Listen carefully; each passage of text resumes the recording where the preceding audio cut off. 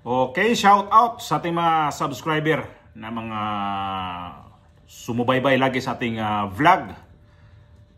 Ingat po tayong lahat at sa ating mga kapwa OFW, ingat-ingat na rin po.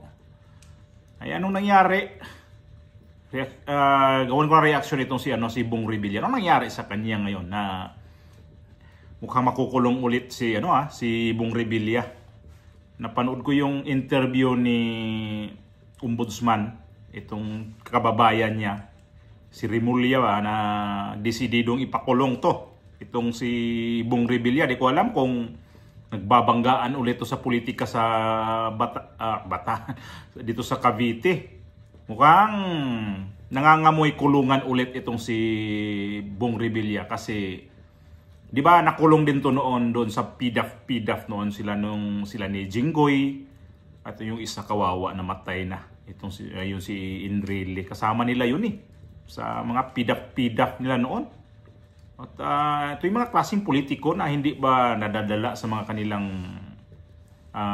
ginawa noon pa, tapos involved na naman ngayon dito sa mga flood control ba na may halong panunuhol at yung panunuhol dito sa mga nung kumandidato daw na ito ng senador na pupunta sa mga local official tapos magtanong-tanong doon kung malakas siya o kaya yung mga official doon bibigyan niya ng 20 million para doon sa suportaan ng kanyang kandidato itong siguro nakarang election lang. Diba ito yung sila lang mismo din nagkalaglagan din sa may sa kanilang line up nila ni Bongbong Marcos. Sila mismo yun Mayroong lugar dyan sa Cavite na hindi binitbit nitong si Bong Revilla. Bali kumuha siya sa kabila. Basta sila mismo to. At ito na ngayon ang nangyari kay Bong Revilla. Mukhang nangangamoy kulungan kasi itong kanyang tauhan, yung nag-alias J, ay sinumiti na itong mga dokumento sa Ombudsman. Mukhang tagilid siya dito sa kanyang tauhan. Bumaliktad Hindi na yata to inayos ang kanilang relasyon kasi bumaliktad Ito yung ito yung video ni nitong alias J na in-interview sa dito sa Ipasok natin yung balita. May bagong whistleblower. Isang dating tauhan daw ni former Senator Bong Revilla ang lumapit sa Bilyonaryo News Channel para idiin ang pagkakasangkot ng kanyang dating boss sa flood control corruption scandal. Ang detalye sa unang bahagi ng exclusive agenda report ni Hannah T. Tinakarga lang sa VIP car namin pero alam namin pera yun. Hindi kami pwedeng magbukas noon. Pag dinadalan siya ng kontraktor, pag dinadalan siya ng pera ni Yusek Bernardo. Pinatotohanan ng dating tauhan ni former Senator Bong Revilla ang kaugnayan nito kay dating DPWH Undersecretary Roberto Bernardo. Lumapit si alias J sa Bilyonaryo News Channel para isiwalat ang mga kaalaman niya tungkol sa dating senador. Si Bernardo ang nagdetalye ng di umano'y pagtanggap ni Revilla ng kickback sa humigit kumulang 1.5 billion worth of projects in total. Siya ay ninong sa isa sa mga anak ni Revilla habang ninong din ng dating senador sa dalawang mga anak ni Bernardo. Isa sa mga encounter umano ni alias J kay Bernardo ay sa Manila Yacht Club. Mayroon event sa Manila Yacht Club. Sumakay kami sa yate. Nandoon si Yusek Bernardo with I don't know ma'am, alam ko is contractor or may-ari ng yate. May mga listahan ding hawak si alias J ng di umano'y mga proyekto ng senador noong 2020 na para raw sa mga kakilala nitong politiko. Sa kanya yan, mga priority project niyan, may mayor, may congressman, may governor, hanggang nakarating siya sa Mindanao. Aabutan daw ni Revilla ng kung tawagin niya ay tulong kapag mataas ang ranggo ng senador sa distritong iyon. 2019 ang tumakbo si Revilla sa pagkasenador. Halimbawa, mayor ka ng isang bayan, hihingi ka ng tulong, 20 million. Bago ka ririlisan, titingnan muna sa record o bago niyo yan rilisan, tingnan niyo muna kung pangilan ako. Nang tanungin ng BNC kung bakit siya may hawak nito, sagot ni alias J, isa raw ito sa mga dokumentong iniwan ng dating senador sa isang sasakyan. And itinabi ko Dahil baka sa akin hanapin dahil ako ang duty during that time. Isa si alias J sa mga senior aide ni Revilla na dekada na umanong pinagkatiwalaan ng kanilang pamilya. Ang mga dokumentong ipinresenta niya sa amin, isinumite na raw niya sa Office of the Ombudsman para masilip ang mga ito.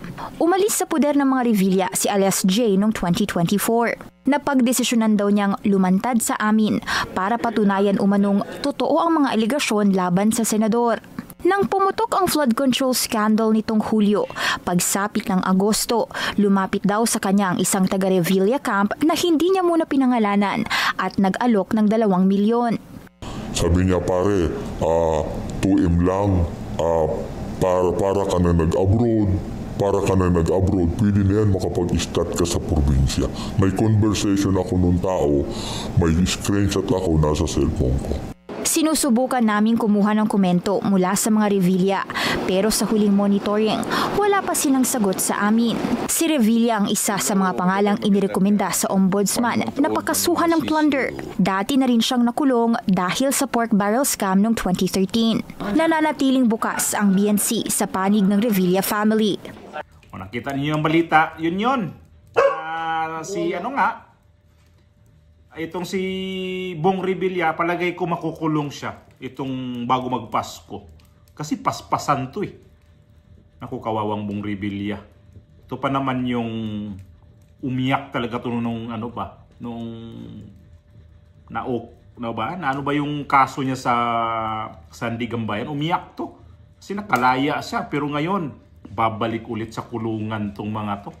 Di ko alam anong balita rin kay Jinggoy Estrada kung kumusta rin ang kanyang kaso ngayon sa Ombudsman. Alam naman natin ngayon ang Ombudsman na sabi nga ni Boying Remulla nung nakaraang araw yung interview nga niya na lahat tinitingnan namin yan, lahat.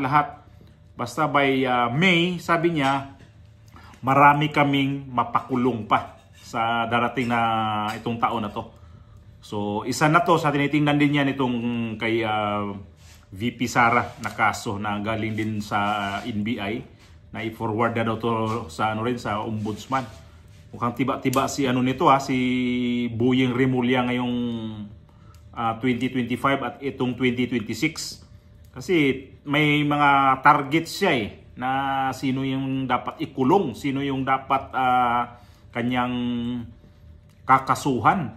At isa na nga itong si Bong Revilla. At itong si Jay na nagpapa-interview dito sa bilyonaryo, siguro alam naman ni Bong Revilla yan kung sino yung nag-alias Jay na nagpapa-interview sa media. Kilala niya yan. Kahit pa sabihin natin na binago yung boses, blurred yung pagka-video nito, kilala ni Bong Revilla yan. Pinakita pa yung relo. Tapos, ano kayang nagiging problema rin to sa tauhan niya? Na bakit matagal na niyang tauhan to pero bumaliktad? Saan kaya ang ugat nito? Bakit to yung kanyang amo ay inano niya? Tawag nito, inano niya tinalikuran ng kanyang amo. Di niya nagustuhan na siguro tong mga Revilla ngayon dyan. At isa pa, itong si Bong Revilla kasi, noong panahon ni mga Duterte, dumidikit ito sa mga Duterte. Tapos ito siguro bandang huli, kaya alam niya na magkaroon ng problema, dumikit na naman siya dito sa mga Marcos. At ito nga ngayon, natalo pa, minalas ang kanyang kandidatura, natalo. So, nahalungkat itong mga flood control na mga issue ngayon at damay ito kasi mayroon pala to siyang mga kickback na nangyari din. So, ang social pa nila kasi doon sa yati pa kung sino yung kasama doon. Ito nga yung tauhan niya na siguro matagal lang nga talaga ito niyang tauhan kasi alam na alam yung mga istorya nito sa mga Revilla. At nung itong bago mag-eleksyon, itong mga Revilla din, mayroon din tong mga issue dyan na nag-vote buying sa may dyan sa may Bacoor. Especially ito si Bong Revilla kasi parang kinuha yung mga tao tapos dinala sa lugar Tapos doon binigyan ng pera. Yun ang pagkasabi meron akong ano yan may video ako niyan na gawan ko na reaction yan. Tapos bawat ano doon binibigyan ng sobre. So baka ito na yung mga kickback na nangyari. So ayan na, ito yung karma na sa mga ginawa ni Bong Revilla sa nangyari niyang balimbing dito, balimbing